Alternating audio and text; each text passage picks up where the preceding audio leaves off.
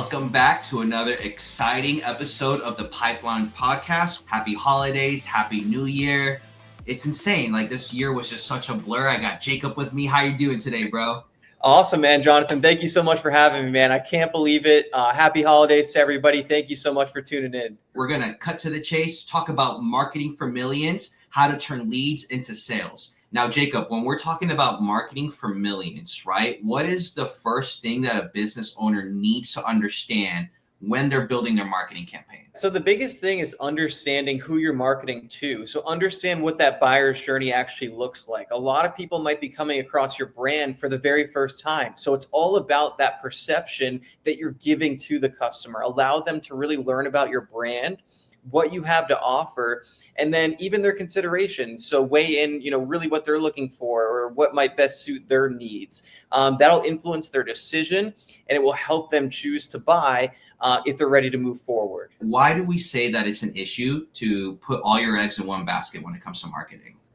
Well, the biggest thing is you don't want to rely on one thing. It's the same thing as like investing in the stock market, for example. You don't put all of your eggs in one basket. You put it with all the winning opportunities to get the most amount of revenue, right? So you don't want to rely on just one specific service. A good example of that is, Google advertising, right?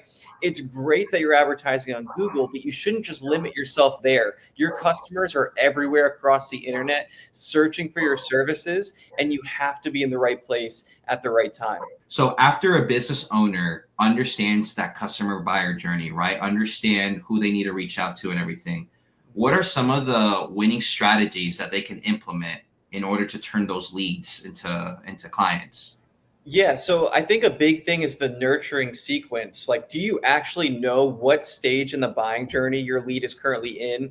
Is there a deal pending? Are they just warm? Have you only had the first contact? It didn't really lead to anything further. So if you know how to follow up with your customers properly by knowing what stage in the buying journey that they're in, you can convert so many more people, and you're building your sales pipeline, right? Every single lead reached out to you for a reason. You don't want to lose out on those opportunities. There's always an opportunity to nurture, to close more leads. I think the most powerful thing that you could really focus on as a business owner is what CRMs that you're actually using and what your automation processes look like. Because when a customer first reaches out to you, right, they're learning about the business for the first time, and you're setting the expectations from the get-go. If they submit a lead and get a phone call right away, they know that you're going to be responsive to their needs, right? And then if somebody who, reaches out to you, they're not ready to move forward, are you staying at the top of mind, right? So if you're over communicating and over delivering, they'll perceive your services in the same way. You got your leads hooked. Now it's time to reel them in. How can a business owner close that deal? Leverage your customer testimonial and reviews. If you get a happy customer that leaves you a review, post it on, the Facebook page, put it on the website, make sure people know that you're providing a great customer experience.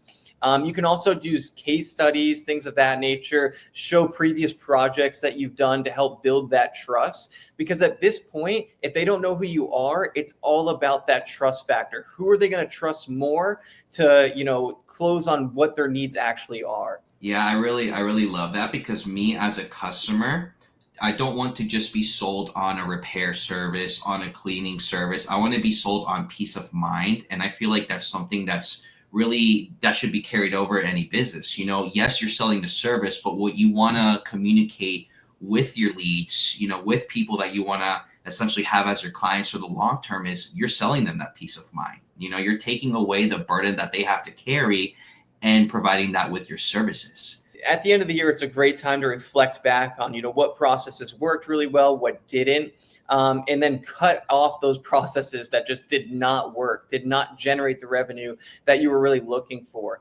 But if something's working well, you should be adding fuel to that fire. If Google Ads is giving you a huge conversion rate and driving in most of your customers, then you should really be focusing on doubling down of what you're investing. Because at the end of the day, it is an investment to generate leads. It's not an expense. And I can't emphasize that enough.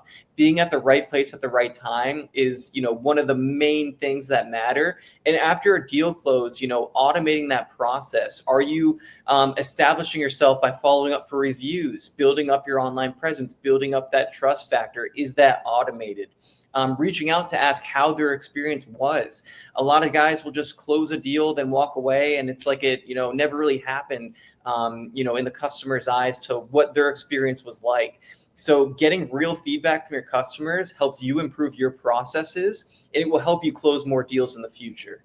That's really awesome. And I think like when you add that all together, that creates the marketing for millions mindset, understanding your customers, staying consistent. If you think about business 10 years ago, you're basically living off referrals or somebody that you have relationships with. That never changes. Referrals are the cheapest way to generate leads. If you can blow a customer's expectation out of the water, they're going to refer you like crazy. So make sure that every customer has a great experience. You go above and beyond and just make a difference. Separate yourself from the competition. Show that you actually care. To top it all off, what are 3 actionable items that you say our audience should take away today and implement for when the new year hits?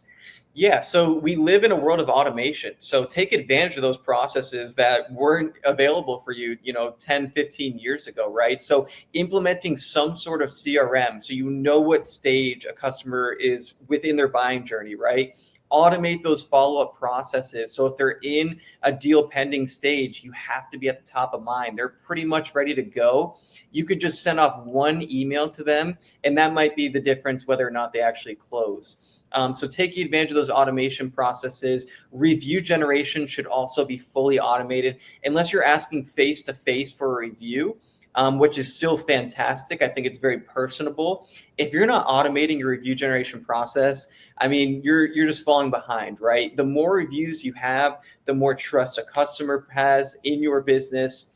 And then really just knowing what your numbers are, right? What does it take? What dollar amount does it take to generate this lead?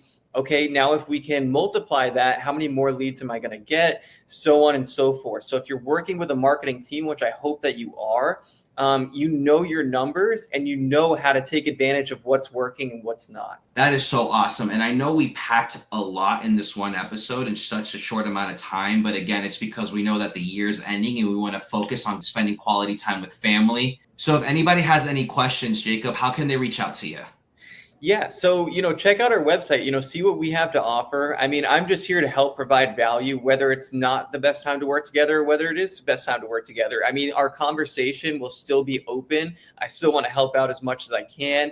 If you want to learn about, how to develop your online presence further, how to rank on the search engine, what it's going to take to be successful for paid advertising on different platforms. I'm here because I live and breathe this marketing service every single day, and I know what works and what doesn't. And it all starts with a simple conversation. So, book a discovery call. Let's learn about the business. Let's learn about your local market, and let's see how we can really dominate in 2025. That's awesome, Jacob. And I appreciate taking this time before the year ends to basically let everybody know this is the marketing for millions mindset that you need to have in order to start for 2025. Merry Christmas, happy holidays, happy New Year's, all that good stuff, and can't wait for exciting things to come. Again, thank you so much, Jacob. Awesome. Happy holidays, everyone. It's been an absolute pleasure. I hope you crush the rest of this year, and I'm looking forward to another successful year ahead.